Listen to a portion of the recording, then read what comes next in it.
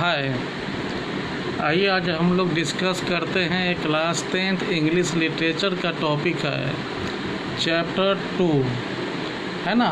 इसके सारे question answer को आज हम लोग डिस्कस करेंगे और समझेंगे। क्वेश्चन नंबर फर्स्ट है, where did the ceremony take place? Can you name any public buildings in India that are made of sandstones? है ना। मतलब क्या है कि सेरेमनी जो था ये कहाँ हुआ था, और कोई और भी ऐसे नाम बता सकते हैं पब्लिक बिल्डिंग्स का जो इंडिया में है और वो सैंडस्टोन का बना हुआ है? देखिए बहुत अच्छा क्वेश्चन है और यह बहुत ही इम्पोर्टेंट क्वेश्चन है। सेरेमनी जो था यह यूनियन बिल्डिंग ऑफ प्रिटोरिया में हुआ था, है ना। कहाँ पे था?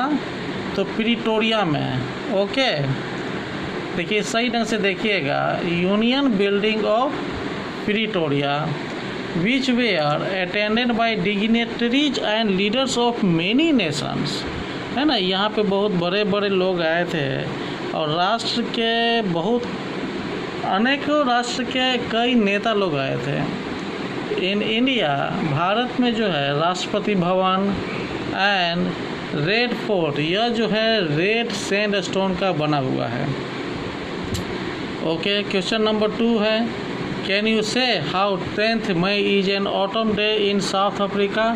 साउथ अफ्रीका में 10 मई का जो दिन था वो ऑटम डे है। कहने का मतलब यह है कि वो पतझड़ ऋतु है ना, कि पतझड़ के मौसम में वो बिलोंग करता था। तो South Africa is in the southern hemisphere, ठीक है, ये साउथर्न हेमिस्फीयर में है। May falls in the autumn season, thus 10th May is an autumn day. Question number 3 जो है, कहा जा रहा है कि at the beginning of his speech, ध्यान से देखिएगा कि beginning of his speech Mandela mentions an extra ordinary human disaster and what does, है ना, what does he mean by this?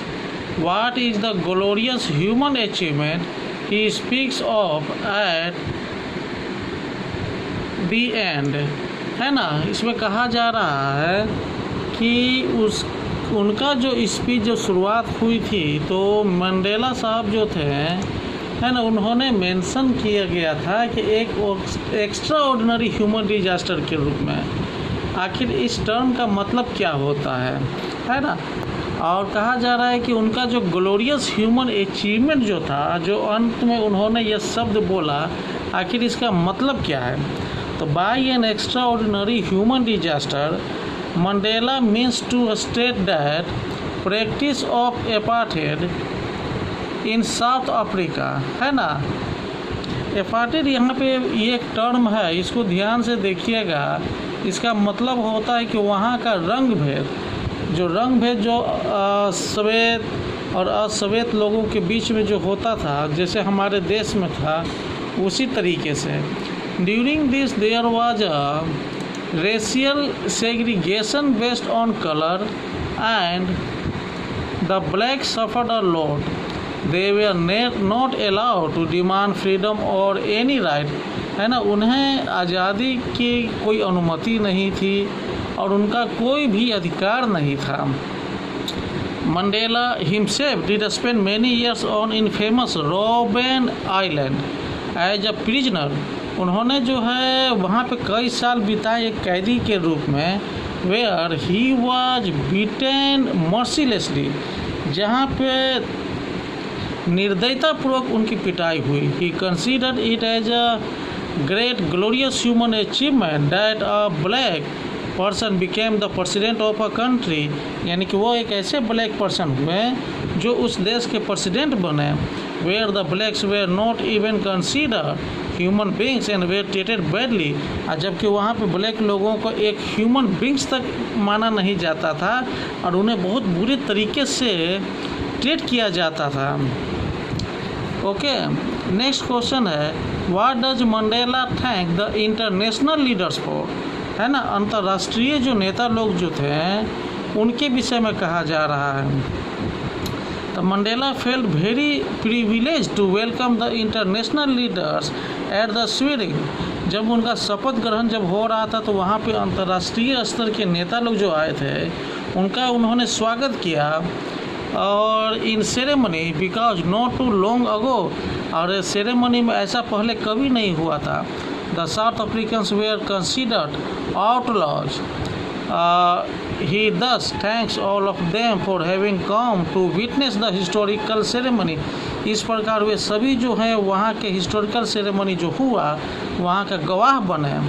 This was a gesture of international recognition to a newly born free democratic nation, and it could be considered as a common victory for justice, peace and human dignity।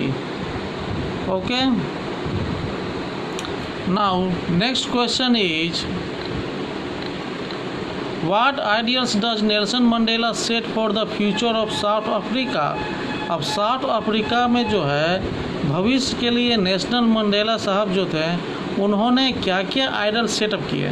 तो Nelson Mandela set the ideals of liberating people from bondage of poverty, deprivation and suffering।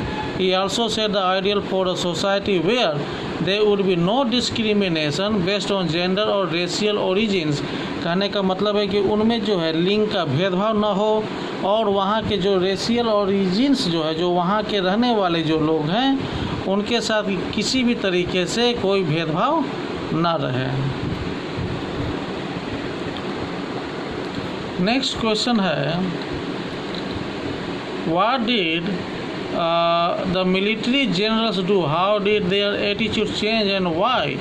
The highest military generals of South African Defence Force saluted Mandela and pledged their loyalty, which was of great significance as during apartheid era they would have arrested him.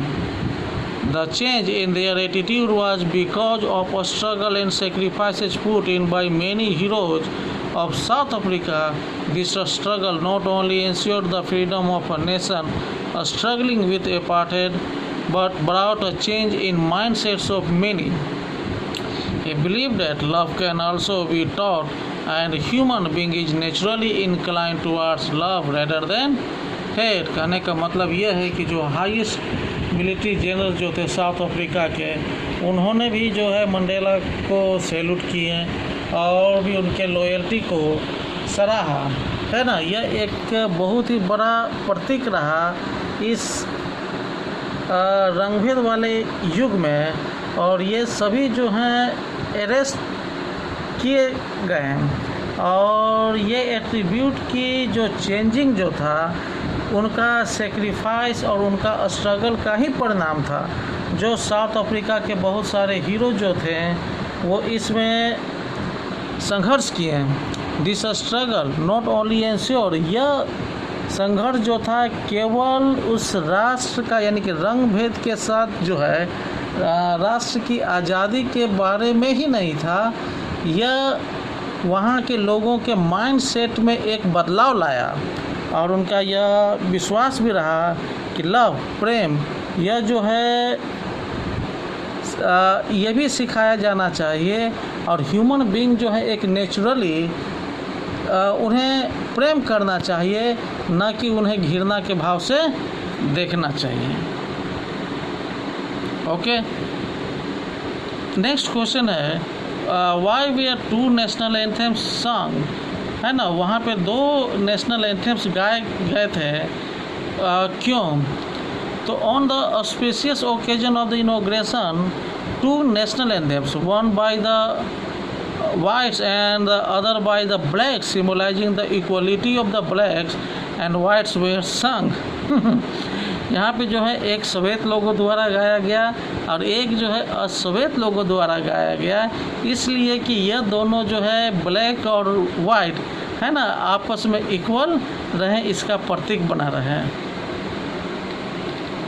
है ना।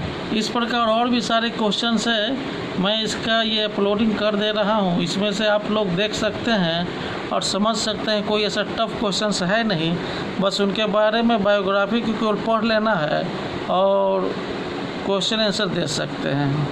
Okay, some such type of questions are how does Mandela describe the systems of government in his country, first in the first decade and second in the final decade of the 20th century.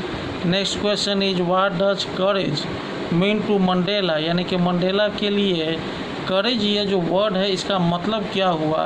तो करेज कहने का मतलब यह है कि उनके अंदर डर की भावना नहीं, उनके अंदर क्या है तो विजय बनना है, एक विक्ट्री होना है।